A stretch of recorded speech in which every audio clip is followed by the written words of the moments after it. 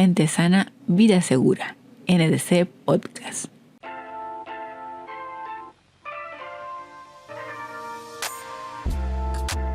Bienvenidos y bienvenidas sean a nuestro podcast oficial Mente Sana, Vida Segura, un podcast de NDC. Yo soy Tanixa Torreblanca y en esta ocasión estaremos hablando de la Ley 16.744 y SSO en compañía de José Luis Terry Grande, con más de 17 años de experiencia en el área de seguridad, principalmente en empresas del rubro minero como Sodexo y Mutual Asesoría. Bienvenido, José Luis. Hola, Anisa, buenas tardes. Bueno, muchas gracias por la invitación para poder conversar este tema, estos temas importantes y necesarios de conocer para todos. Muchas gracias por estar aquí.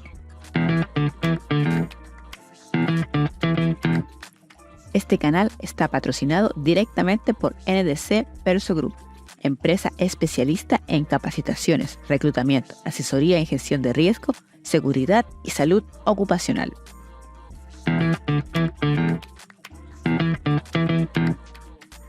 Comencemos, vamos a lo principal. ¿Cuál es el propósito de la ley 16.744 en Chile?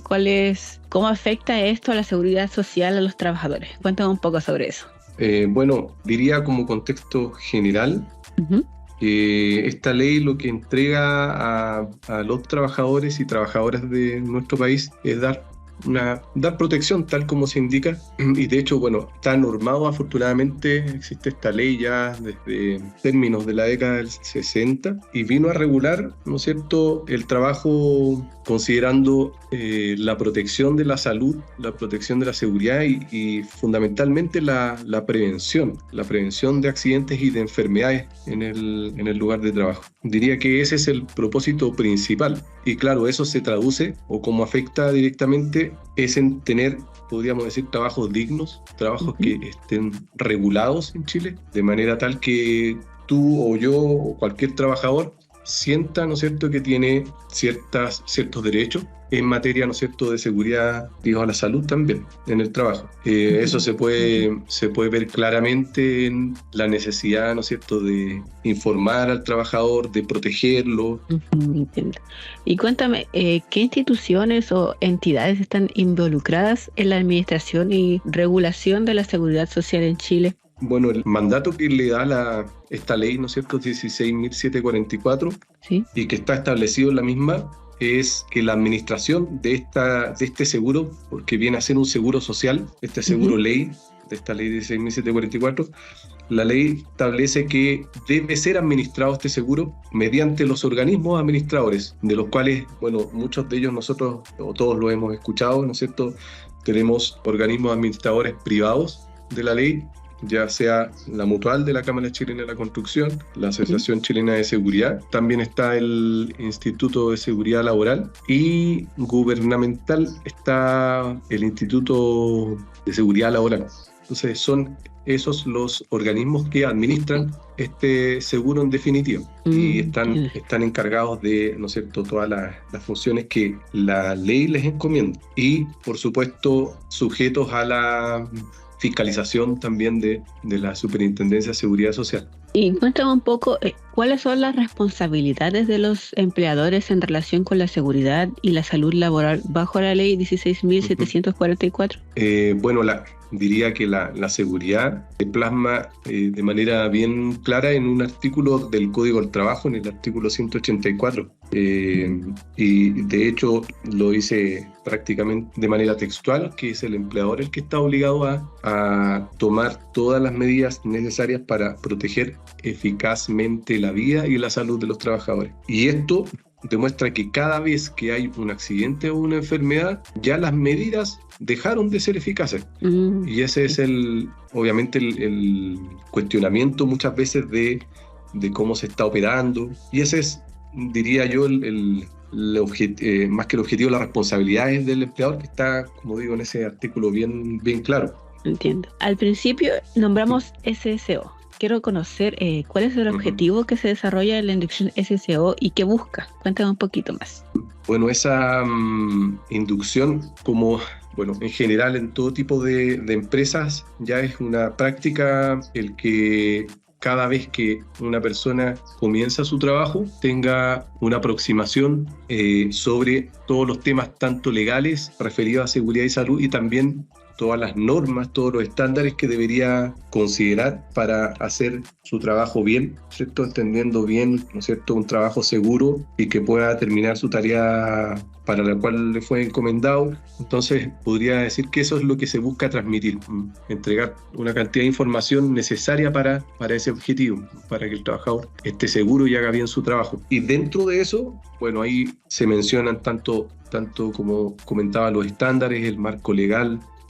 Ahí se desarrolla, se informa algunos términos que son bastante usuales en seguridad, lo que es el accidente, lo que es el cuasi, en qué consiste la investigación de accidentes, terminología también, de manera tal que el trabajador al salir de esta inducción sepa o esté empapado de lo que va a, continuamente, ¿no es cierto?, día a día estar escuchando. Uh-huh. Y esté un poco más claro. Entiendo. Voy a afirmarme un poquito de eso de terminología y me gustaría que para la gente que no sabe me dijeras qué significa SSO, qué significan esas siglas.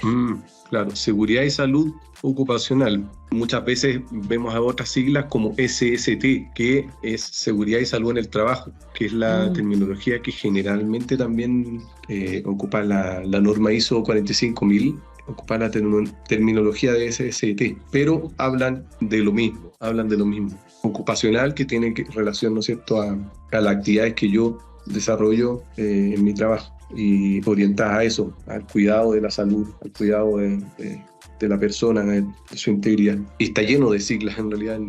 Cada faena, cada lugar tiene también sus propias siglas. Sí, me imagino que debe ser como un montón de siglas, de información. Sí, exacto. Entonces, bueno, mucho de eso se trata en la inducción, mucho de eso se conversa, porque como digo, hay bastante información que se entrega partiendo por lo legal, luego con lo que son los estándares que cuenta la industria, estándares en cuanto a seguridad, en cuanto a salud, y también en lineamientos que tienen que ver con las distintas estrategias de seguridad y salud que persigue, ¿no es cierto?, la institución, la organización. Y fundamentalmente también se hace harto hincapié en lo que son las herramientas que el trabajador va a ocupar en terreno, herramientas preventivas, que él va a aplicar directamente en el día a día al hacer su trabajo y que son necesarias que conozca al 100%, dado que probablemente las ocupe al menos una vez o tal vez varias veces al día, como son los análisis de riesgos del trabajo. Y eso, por ejemplo, es otra terminología. Algunas faenas le llaman ART, en otros se le conoce como AST, análisis seguros del trabajo. Y así uno se puede encontrar con un montón de terminología e información, pero todas buscan evitar el accidente, que es lo que es uno de los objetivos de la ley. Todo va orientado hacia lo mismo, o sea, proteger al trabajador de accidentes, enfermedades. Exacto, exactamente. Sí, entiendo. Y esto aplica para todos, no solo para el rubro minero, ¿correcto? Exactamente, sí, exactamente. Afortunadamente, todos los trabajadores estamos cubiertos y protegidos por esta ley, indistintamente el cargo incluso, y de hecho lo particular de esta ley es que la protección también es la misma, independiente del cargo que tenga, independiente del valor del sueldo base que yo tenga, de mi remuneración. Ya, eso es lo interesante de esta ley. Entonces independiente, si yo soy una persona que trabaja en una faena o soy administrativa, de ahí aplicaría de cualquier forma, igualmente para ambos. Exactamente, sí. Tanto en la prevención, ¿no es cierto?, y en la cobertura, que muchas veces es lo que a veces preocupa. Uno podría decir, tal vez voy a tener diferencias por mi cargo, y no es así. Uno siempre tiene la sensación de que por ser administrativo tal vez no tiene como el mismo resguardo que tiene una persona que trabaja en faena, que está en contacto con maquinarias o esas cosas. Claro. Entonces es bueno saber también que aplica de igual forma, ya sea administrativo, ya sea estoy en una sala con un computador o estoy en la faena en contacto con las máquinas. Bueno conocer ese dato. Sin duda. Y expuesto a riesgos de igual manera. De hecho, un dato, ya que lo comentas, sobre todo los cargos, no sé si solo administrativos, pero se ha visto en los últimos años que ha ido aumentando lo que son las En cuanto a enfermedades que son asociadas a problemas osteomusculares y también enfermedades mentales. Eso ya no es exclusivamente, ¿no es cierto?, de la industria, de la gente que está metido con equipos, maquinarias, sino que también de muchos de los cargos que tienen que ver con tareas administrativas. Y tomando lo de la salud mental, esta ley también es con la salud mental, ¿correcto? También, sí, Depresión, también, ansiedad, todo ese tema. claro. Por supuesto, hay una evaluación para toda enfermedad. Si sí. esta se cataloga como profesional, va a tener el tratamiento. Y el tema es ese, o sea, es encontrar la relación causal directa entre la actividad que desarrolla la persona y la enfermedad. Si existe esa relación causal entre la enfermedad o la dolencia, ¿no es cierto?, y la actividad, estaríamos hablando de una enfermedad profesional. Y eso es una de las funciones que estos organismos administradores ejecutan. Pero en ese caso, ¿se deriva a otra institución o estas entidades en compañía con la empresa aplican como una especie de plan para ayudar a esta persona que tiene problemas de salud mental? ¿Que la causal fue algo del trabajo o se ve por fuera? Claro, no, todo esto, si el origen, por ejemplo, es de origen laboral, ¿sí? El tratamiento debiera ir considerando, y más bien el tratamiento va a estar supeditado a cuáles son las causas. Las causas van a indicar sobre qué aspectos o factores son los que influyeron en ese deterioro de la salud. Entonces yo creo que lo fundamental primero es saber si es de origen laboral, y una vez que esto está claro, es saber cuáles son los factores, ¿no es cierto?, de riesgo que influyeron en eso para tratar esos factores o buscar controlarlos, mitigarlos. Diría que ese sería el proceso, y así en general en cualquier tipo de enfermedad. En cualquiera, no importa si es mental, física. Claro, sí. Lo importante es que obviamente se pueda esclarecer esa relación causal. Si existe esa relación causal directa, la actividad desarrollada o el ejercicio de la profesión y la enfermedad es una enfermedad laboral y debe ser tratada, ¿no es cierto?, de acuerdo a lo que indica la ley. Así es que yo diría que dentro de las primeras preguntas que mencionás, ¿cuál es el propósito principal? Bueno, o cómo afecta, más bien. Justamente afecta en saber que yo como persona tengo cobertura al estar, ¿no es cierto?, bajo la condición de estar con un contrato de trabajo. De hecho, todas las empresas están obligadas a tener este seguro cuando contratan a personas. Pero también se da el caso de trabajadores que de manera independiente también cotizan. De hecho, también todos podríamos cotizar, si boleteamos, por ejemplo, también hay un descuento ahí, y también si cotizamos de manera voluntaria. Eso no sabía, que de forma... Si estamos boleteando, también podríamos hacer esto. Creí que era algo netamente de contrato. Claro. Es bueno tener ese dato igual. Hay una gran cantidad de personas que boletean. Bueno, cuando uno como que está recién empezando, siempre es boleta. Entonces, como no tiene mucho conocimiento cuando uno se lanza a la vida laboral, así saliendo de la universidad, es como que uno va aprendiendo con los años, pero el primer momento es como ¿qué me cubre? ¿Qué pasa si me pasa esto? No tengo contrato, no puedo acceder a esto. Exacto, ahí hay un porcentaje de cobertura que sí, no lo tengo muy claro cuando uno boletea, por ejemplo, lo mismo que hace un descuento con el tema de salud, ¿cierto? Sí. Lo mismo, hay un descuento también, pero también uno podría cotizar de manera voluntaria, si es que está haciendo algún trabajo también, como un independiente. También lo puede hacer, y puede hacerlo en cualquiera de estos organismos administradores. Sí, los que nombraste anteriormente. Exacto. Y bueno, hablamos un poquito de lo que era las, como entre comillas, muchas comillas, enfermedades que afectan a las personas que trabajan de manera administrativa. Pero ¿qué peligros podría tener alguien que trabaja en faena, por ejemplo, para que se aplique, para conocer más de esta ley? Alguien que trabaje en faena, diría... Bueno, eso va a depender del puesto de trabajo. Por ejemplo, en faena también hay personas que realizan una pega importante desde el punto de vista administrativo, que van a estar en oficinas, ¿cierto? Y los riesgos en ese entorno serían no muy distintos a los que podría estar cualquier persona en oficinas en cualquier lugar. Pero ya saliendo de estas, también hay otros puestos de trabajo que los trabajadores van a estar, como tú lo mencionabas, expuestos directamente, interactuando con maquinarias, con equipos, móviles, equipos o maquinarias, ¿no es cierto? Que incluso si hablamos de equipos estacionarios que están en movimiento, con partes y piezas móviles, el riesgo, ¿no es cierto?, ahí evidentes de atrapamiento o muerte.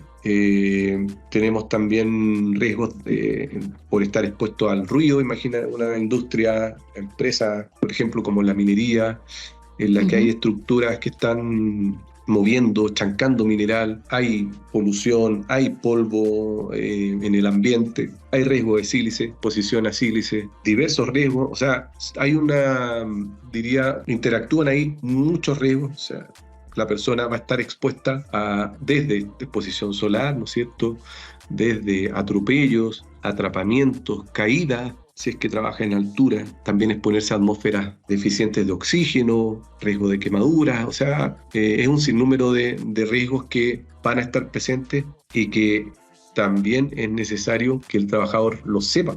Parte importante también de dar a conocer o de informar esos riesgos que está contenido en el decreto 40, ¿no es cierto?, el artículo 21, que habla sobre la obligación de informar de los riesgos laborales oportunos y convenientemente a cada persona. Y eso debería hacerse antes de comenzar su trabajo, de manera que la persona, como ya ves, hay muchos riesgos, la persona esté totalmente clara de cuáles son los riesgos, pero lo que indica este artículo es que se le informe cuáles son las medidas correctas y seguras de hacer su trabajo. Entonces eso se debe hacer cada vez que el trabajador llega a un puesto y antes de comenzar a trabajar. Entonces, cada vez, sin importar la experiencia que tenga el trabajador, ¿siempre se hace? Claro, sí, siempre se hace, siempre se hace. Y es obligatorio, de hecho, afortunadamente está en ese decreto supremo, el decreto 40, y que establece esa obligación. Y lo dice así, lo dice oportuna y convenientemente, o sea, de tal manera que el trabajador antes de exponerse sepa, ¿no es cierto?, los riesgos y cómo hacerlo de manera segura. Sepa que hay exposición, por ejemplo, a sílice y que debe usar un protector y que obviamente se le debe explicar cómo usarlo, cuáles son las limitaciones del mismo protector o del mismo elemento de protección personal, entre otras cosas. Cuáles son los valores de concentraciones de los distintos agentes físicos, químicos, biológicos también en el ambiente, presentes en el ambiente laboral. O sea, es harta información en realidad. Y parte de la inducción, bueno, se habla de esto, y por supuesto cada trabajador llegando a cada área va a tener también una inducción específica. Por ejemplo, si hablamos de la industria minera, se hace una inducción, esta inducción SSO de manera... Pero además ellos cuando ingresan a sus áreas específicas, por ejemplo al área planta o área mina, deben pasar por una inducción específica de esa área. Ya, no se quedan solo con lo general, sino van al punto que les compete a ellos, dependiendo del área. Exacto. Y se le suma ese ODI, que sí es necesario y obligación hacerlo. Es más, si a mí me cambian de puesto de trabajo a otra área nueva para mí, debería también tener esta información de los riesgos antes de comenzar. Sí, me di cuenta, es sumamente importante. Claro, ¿no? Y si te expones a riesgos que son riesgos que pueden generar un accidente grave o fatal, ahí se torna vital. No quiere decir que en otras industrias que no existen estos riesgos no sea tan importante. De hecho, al contrario, lo es igual, pero de igual manera es necesario que lo conozcan, ¿no es cierto?, considerando el alto riesgo. Todo sea para proteger, cuidar. Exactamente, a los trabajadores, trabajadoras. Así que hay harto que hacer ahí en eso, y sobre todo concientizar, que también en la inducción se trata harto, concientizar al trabajador de su actuar. Por eso se le indican cuáles son los estándares. Fundamentalmente eso es lo que se busca, que se empape de la cultura organizacional. Parte de las inducciones también se habla sobre eso, sobre la estrategia, por ejemplo, en seguridad y salud, que es lo que se busca. La prevención, que es muy importante porque mucha gente en realidad se cree inmortal, que no, esto no me va a pasar a mí, ¿cómo me va a pasar a mí si yo sé, he hecho esto tantas veces? Pero nunca está de más la prevención y conocer todos los riesgos, por mucho que hayamos hecho el mismo trabajo tantas veces, uno nunca sabe lo que puede pasar el día de mañana. Exactamente, interesante lo que comentas, dado que, o sea, si uno pensara simplemente eso, que claro, yo sí tengo mucha experiencia, no tengo accidentes, lo mostrarían directamente los hechos, pero si uno mira los eventos que han ocurrido, en la industria y en general en el trabajo en Chile, muchos son accidentes de personas que tenían experiencia. Entonces ahí uno no podría descartar que las personas que ya tienen una expertise no se accidenten, al contrario, les pasa igual. Y probablemente ahí están las frases que tú mencionas, porque yo ya esto lo sé hacer, ¿no es cierto? Lo conozco, no me va a pasar nada. Pero en la práctica ocurre de igual manera. Yo, bueno, y personalmente creo que algo nos ocurre cada vez que tenemos mucha experiencia en algo. Uh-huh. Yo creo que en algún momento del desarrollo del trabajo, cuando estamos metiendo las manos ahí, haciendo algo que sabemos, perdemos la atención. Dado que lo conocemos de una manera tan fácil, sabemos hacerlo, y siempre pongo este ejemplo, es como cuando empezamos a manejar. Si te recuerdas, cuando comenzaste y todos, a mí también me pasó, cuando comenzamos a conducir la primera vez, 2 o 3 veces que comenzamos, cómo era nuestro actuar ahí. La atención estaba totalmente en eso, en esa tarea. No había ninguna otra cosa que hiciéramos aparte de conducir. No sé si lo recuerdas. Y tal vez si nos hablaban, uno callaba a la persona. Claro, exactamente. Exacto, porque buscábamos la atención y estábamos en eso, en esa sola tarea. Sí. Pero con el tiempo que pasó, poco a poco pusimos la radio, pusimos a escuchar música, pudimos conversar mientras conducíamos. Empezamos a tomar experiencia. La práctica, ¿no es cierto?, nos hizo generar esa capacidad, pero también nos llevó a ir perdiendo la atención al 100%. Sí, es verdad. Uno tiende a hacer las cosas en automático después de cierto tiempo. Exacto. La red por defecto que le llama la neurociencia. Y el ejemplo red es súper claro, no sé si le ha pasado, a mí sí, cuando ha ido a hacer algún trámite en vehículo y no dobló por la calle que sabía que tenía que doblar. Sí. Porque uno va ya pendiente de otras cosas, uno va en automático. Claro. Exacto, sí. Uno no pone atención en ya cuando sabe conducir, ¿no es cierto? No está pendiente de apretar el embrague, pasar la marcha, soltarlo, acelerar. Ya lo hace, como tú bien dices, de manera automática también. Uh-huh. Entonces creo que ahí hay un componente importante en las personas que tiene que ver con la atención de lo que estoy haciendo en el momento, concordancia entre la mente y las acciones. Sí, toda la razón. Un buen tema ahí para abordar. Sí, que podríamos tocar en otra oportunidad. José Luis, te quería dar las gracias por toda la información que nos ha entregado, todos estos detalles que tocamos con la ley, de conocer que no solo afecta a la gente con contrato, conocer lo que significa SEO, a qué va enfocado ese SEO. Gracias por toda esta información. Ok, Danisa, gracias a ti también por haberme invitado y espero que sirva también esta información y reflexión también a quienes la escucharon. Gracias. Sí. Para que llegue a mucha gente y podamos ser un agente de cambio, de prevención, para que la gente tome más atención a lo que hace, que no por tener tanto tiempo de experiencia significa que no me vaya a pasar nada. Uno siempre tiene que estar atento a la tarea que está realizando. Claro, exactamente. Esa es la clave, diría. Sí. Bueno, José Luis, muchas gracias por tu tiempo. Okay. Muchas gracias a quienes nos escucharon por ser parte de esto. ¿Alguna reflexión final que quieras dejarnos, José Luis? Diría como reflexión que, tal vez tú lo comentaste al final, que tiene que ver con estar atento, estar presente cada vez que haga alguna actividad. Cada vez que estoy metiendo las manos, moviendo un componente, tiene que haber consecuencia entre lo que hago y lo que pienso, diría como reflexión. Incluso si no me doy cuenta de lo que estoy haciendo o no estoy seguro, también estar atento. Si no estoy seguro y lo estoy haciendo, esa atención me va a llevar a reflexionar, oye, ¿lo hago o pregunto y me detengo mejor? Diría que eso como reflexión. Muchas gracias. Muchas gracias a todos, a quienes nos oyen a través de YouTube. Los invito a dejar un comentario. A quienes nos escuchan a través de Spotify, no olviden seguirnos para estar al pendiente de nuestro siguiente episodio. Pueden buscarnos en nuestras redes sociales, Facebook, TikTok y LinkedIn como NDC Perso Group y en nuestro Instagram como NDC-salud y bienestar. Muchas gracias.